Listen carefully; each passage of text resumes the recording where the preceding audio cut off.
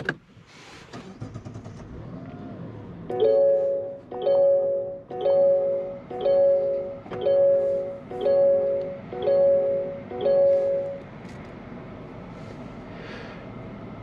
we're going to talk about three-row SUVs, my love-hate relationship with them.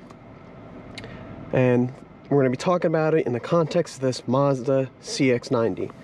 Just for a recap, this is my girlfriend's car. We have about almost 5,000 miles on this. It's her lease, it's her daily driver, and it's a three-row SUV, which you can't really see the three rows right now. But we got a lot of stuff. We got everything packed up for, at the time of filming, Christmas. We got a Milo, say hi Milo, and we got a back full of stuff. So we're going to talk about this car, starting with the outside. Now the main talking points are, this is where manufacturers' money is going.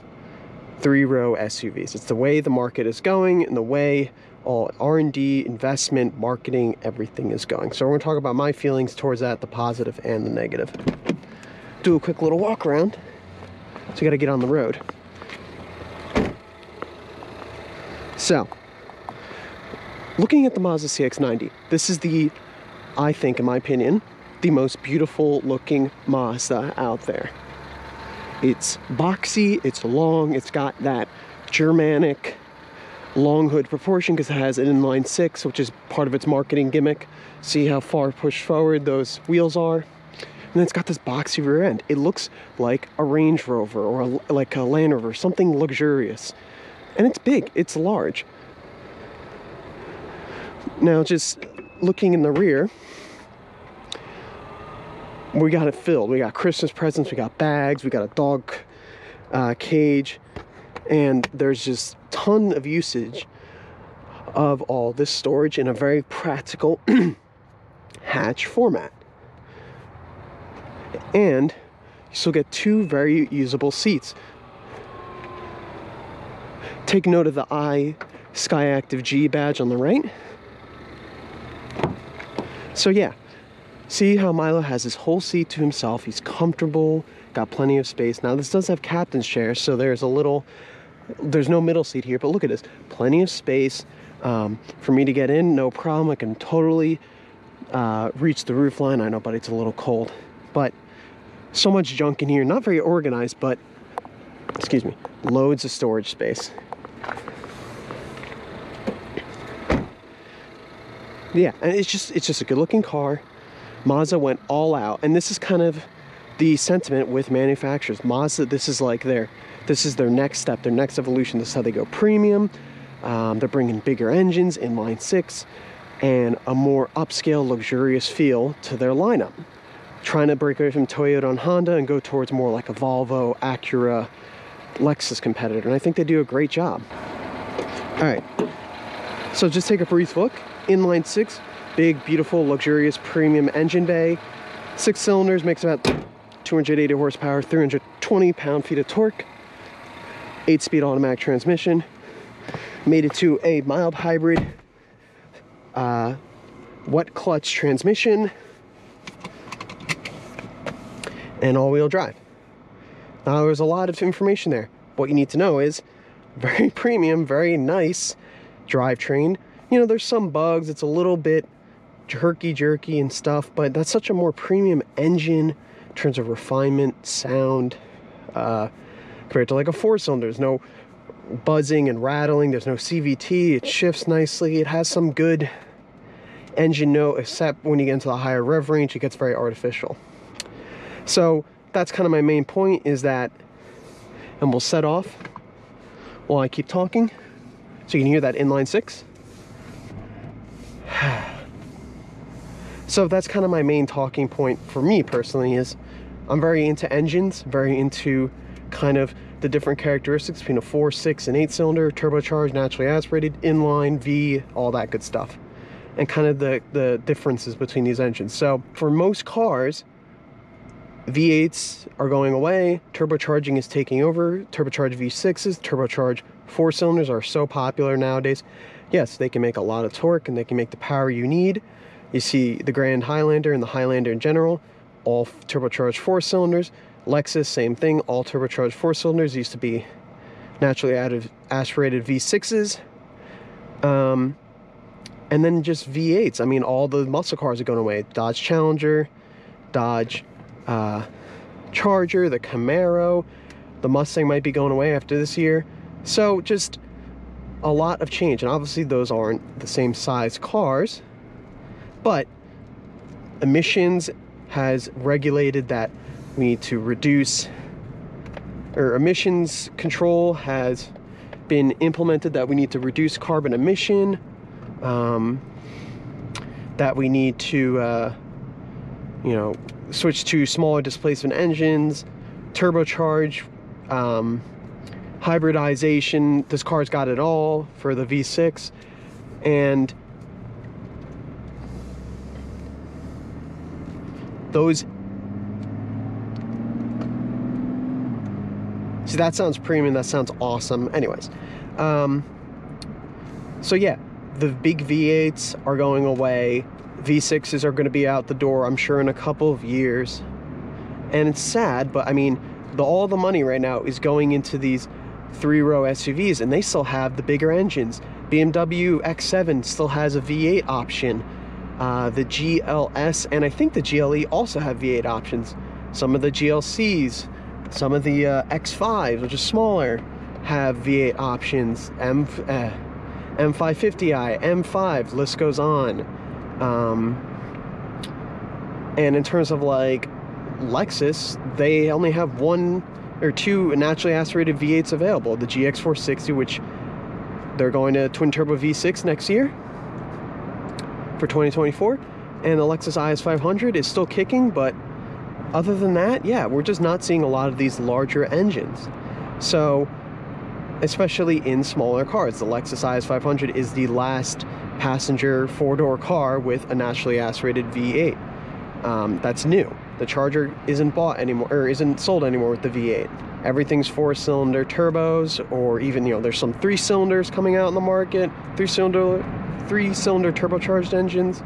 So yeah, that's kind of my love of these larger cars, is because they still have V8s. I mean, Jaguar F-Pace SVR, that's a crossover. It's got a V8. It's a rowdy V8. Land Rover has them as well. Some Jeeps still have them, but even the Grand Cherokee's getting rid of it. I could go on. So you're just going to get bigger engines, definitely in terms of a 4-cylinder not being used, and you're getting a 6-cylinder. It's still plentiful in the BMW lineup, in the Acura lineup, the Honda lineup. Even if they're naturally aspirated, they make a lot of power. The V6 still sounds way better than an inline 4, in my opinion, with some exceptions like maybe the Golf or the Audi S3. But that's all artificial noise. So now, in terms of some other developments of money, look at this interior. Look at this beautiful premium interior from Mazda. It's got a good blend of well-integrated technology, a large screen, some ambient lighting, physical climate control, some nice design cues with this fake metal and stuff, a nice looking drive mode. Like, this is so much better looking than their CX-5 interiors, and even the CX-50, which is a newer car. And, you know, just the quality and the material appointments is very nice in here. And that's just because all the money is going into these large 3-row SUVs. So for me, that's kind of a hate, because you're diverting money, and I get it, a business has to be a business and be profitable, but they're diverting money away from all their cars to focus on one segment. And I get it, because it's kind of that, you know, a car needs to be able to do everything. It needs to be able to haul the family. It needs to be your daily driver. It needs to be comfortable. It needs to have some speed. If you want it to be performance and economical, boy, you're asking for a lot. But while manufacturers are being forced to adapt and change their design language and their engines to be more economical and fuel efficient, while also providing interesting products, it's a very tough game. So they kind of have to focus in one area as a result. So another dislike of SUVs for me is just that driving dynamics. I'm not a hoonigan. I don't drive aggressively. and I don't rip it into corners and do power slides because I don't really know how to do that. But I like a car that has a little bit, you know, a little bit of dynamic control. I would say this Mazda CX-90 does drive very well, but there's limitations. It still has body roll. It's still heavy. It still rolls in the corners compared to my Audi. But it's better than like something like a Highlander or a Pilot, or a minivan. I mean, or a giant GMC Denali and stuff. So for me, that's just something I don't like, is the three-row sacrifice dynamics. But these cars have to, again, do everything all at once. So I'll sum up this video as, would I ever get a three-row SUV? Yes.